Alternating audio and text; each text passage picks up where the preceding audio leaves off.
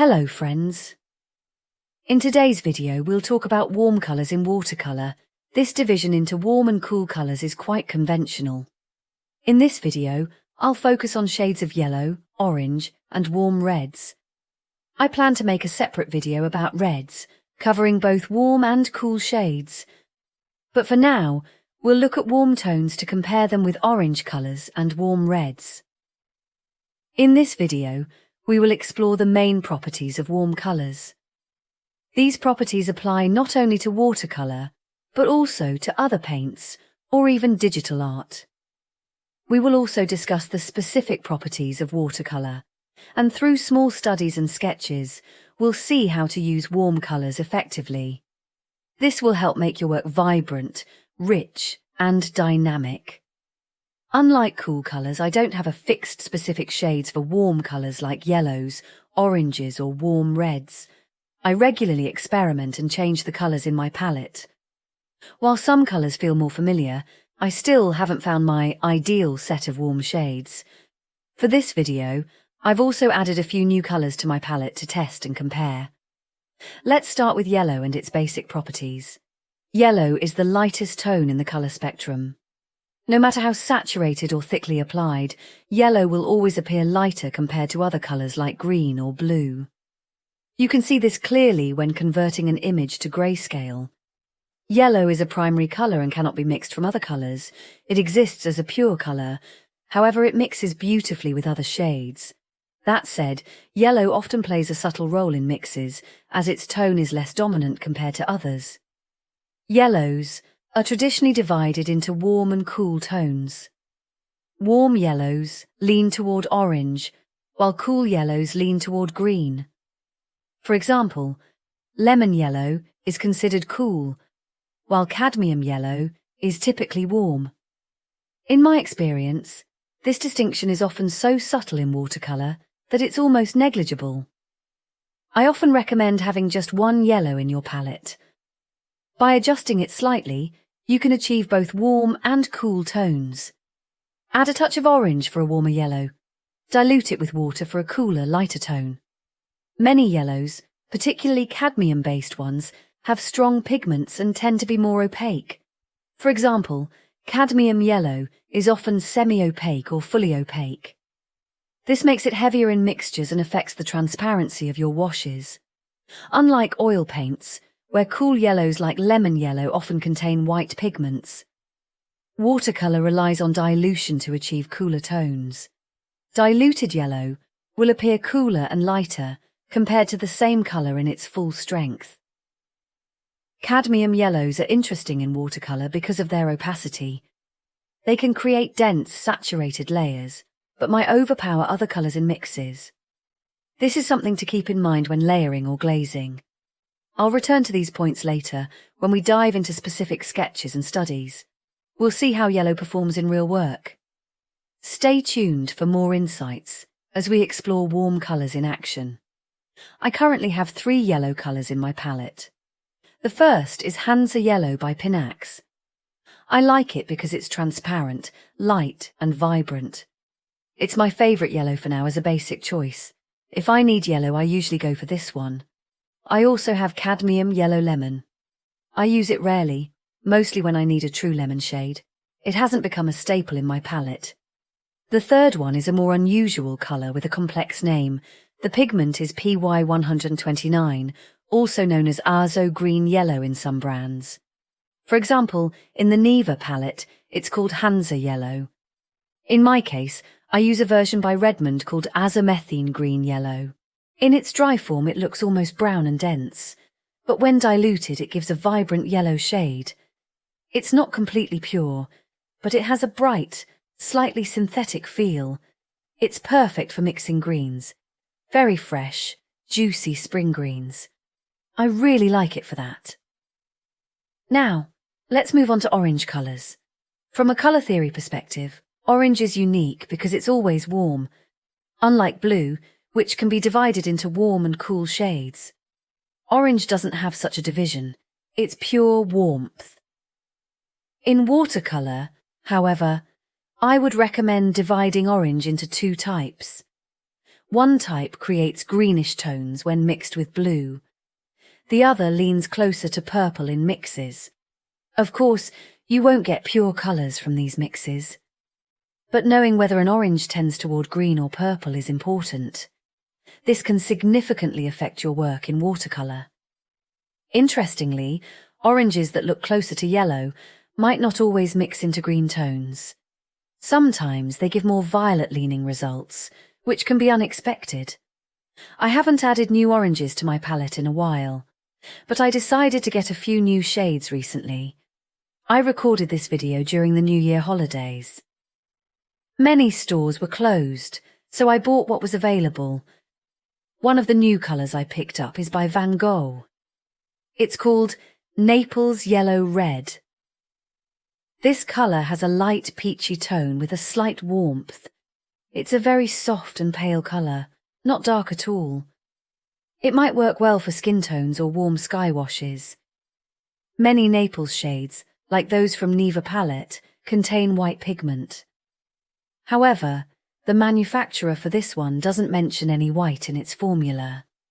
It's labelled as transparent, with a mix of yellow and orange pigments. I'm curious to experiment with it and see how useful it is. Some pigments, like perm pigments, are usually labelled as light fast by manufacturers. These pigments can be red, orange or yellow. They are typically bright, vibrant and transparent. The orange perm pigment I'm testing now is very balanced. When mixed, I'll see whether it leans more greenish or yellowish. Next to yellow it looks closer to orange, but compared to perm orange it clearly has more yellow tones. Another orange I've loved for a long time is cadmium orange. Even though it's opaque and granulating, I like it as a base orange. It creates beautiful warm tones, especially in mixes with carmine. In diluted form, it looks light and transparent. Sometimes it even resembles Naples yellow. I've noticed this shade is often used by other artists, particularly in landscapes, sunsets, or floral work. It's a pleasant, inert, and transparent colour with a soft red-orange tone. Another warm tone is vermilion. It's slightly heavier in pigment and leans more red, but it's still warm and works well for many applications. Recently I purchased two colours I'd been wanting for a while. These are cadmium red and cadmium orange. I use them frequently, but I'd run out of both. Living in Yerevan, it's difficult to find Neva Palette tubes in local stores. Most shops only carry pans or small sets. One store offers a wide range of Pinax colours in tubes, but for Neva Palette, tube options are quite limited. I finally managed to buy cadmium orange from Pinax, not because I'm a fan of Pinax, but because I use large amounts of paint, and I don't hold back when it comes to rich saturated colours. A funny thing happened with the tube I bought. The label had been replaced, and I checked to see if it was counterfeit. It turned out the issue was with the original printing. The orange stripe on the tube was too light and didn't match the actual cadmium orange inside. Cadmium orange from Pinax is slightly lighter than the one from Neva Palette. This kind of variation between brands is common, so when choosing colours or following tutorials by other artists, always cross-check pigment numbers instead of relying on names alone. For example, cadmium orange from Neva Palette is labelled as fully opaque, while the one from Pinax is marked differently. Each brand has its own system for labelling opacity. Always test your colours on the paper you usually work with. This way, you'll see how they behave and adjust your palette accordingly. Next, let's talk about how colours behave in mixes, especially warm tones. For mixing warm colours, I recommend using two key blues: ultramarine, a cool blue, and phthalo blue, a warm blue. These two blues not only differ in warmth, but also in texture. Ultramarine is granulating, which adds texture to mixes. Phthalo blue, on the other hand, is smooth and synthetic looking, making it ideal for clean, vibrant mixes. When mixing with yellows, transparent yellows like Hansa yellow create bright, clean greens. In contrast, denser yellows like cadmium lemon produce slightly different results. Lemon yellows tend to lean towards a whitish tint, even if they don't contain white pigment. If you're aiming for a pure, vibrant green, choose transparent yellows rather than lemon yellows. For warmer greens or greens leaning towards orange, you'll get earthier, slightly muddier tones. Now let's discuss Naples yellow, from Van Gogh, a very light and weak pigment. It's tricky to use in mixes because it requires a lot of pigment to maintain its tone. You can add just a tiny touch of ultramarine to create a subtle lavender or violet hue, but it's not ideal for vibrant mixes. In comparison, colours like permanent orange and azo yellow create brighter, cleaner greens, especially when mixed with phthalo blue. However, always check how these mixes dry, as drying often changes the final tone. I strongly recommend testing your entire palette, from yellows to warm reds, to see how they behave in mixes. When moving from orange towards red tones, you'll notice cleaner mixes with ultramarine. Phthalo blue leans towards green, making it less suitable for red tones. Ultramarine, on the other hand, leans towards violet, producing deeper, more harmonious mixes with reds. Ultramarine mixed with cadmium orange creates a beautiful violet-brown shade. But when mixed with phthalo blue, it results in a muddy, unattractive tone. It's hard to find a use for such a mix. With warm reds, you can also get unexpected results. For example, Pyrrole orange, which looks more orange than cadmium orange, produces a cleaner violet when mixed with ultramarine. Meanwhile, cadmium red, being a dense, opaque pigment, often results in a less appealing, muted tone. Always analyse how your colours mix. This is essential for future work. It helps you confidently choose the right palette for your painting, reducing surprises during the process. That said, watercolour always has some surprises. If you're following recommendations from an artist, compare pigment compositions and mixing results from different manufacturers. Another important point is transparency. The transparency of a colour greatly affects how it behaves in mixes. Transparent pigments create cleaner, fresher, sometimes synthetic-looking mixes, while opaque pigments often lead to muddier, denser results. On the tube or packaging, manufacturers usually indicate transparency. A solid square means the colour is opaque, a half-filled square means semi-transparent, and an empty square indicates full transparency. Even opaque pigments in watercolour, like cadmium orange, won't completely cover previous layers like gouache does. But when heavily diluted with water, cadmium orange works beautifully for washes. It's versatile. When thinned, it creates soft, transparent washes. But when used in a concentrated form, it can add bold accents. For instance, it's great for creating glowing highlights or lantern effects. The same applies to yellow pigments. Transparent yellows make cleaner mixes, while opaque ones might look muddier. When used purely, yellows are often heavily diluted, but dense oranges like cadmium orange can be used to leave thick, glowing spots, perfect for mimicking lights or highlights. For a warm highlight, you can even mix orange with titanium white. But remember, always test your colours. You can use a waterproof marker or pen to draw black lines, then layer your paints on top to see how much they cover. For example, Naples yellow is labelled as transparent, but in practice its behaviour might be quite different. It feels like Naples yellow might contain some white pigment, even though it's not declared by the manufacturer. This makes it a slightly opaque colour. So, whenever you add new paints to your palette, test them first. Experiment with how they behave not only while painting, but also after drying. Sometimes the paper affects the result. Some papers enhance granulation, while others absorb pigment more, making colours look lighter. Pay attention to how your colours look both wet and dry, and assess their opacity, vibrancy, and texture. This will help you achieve the results you want.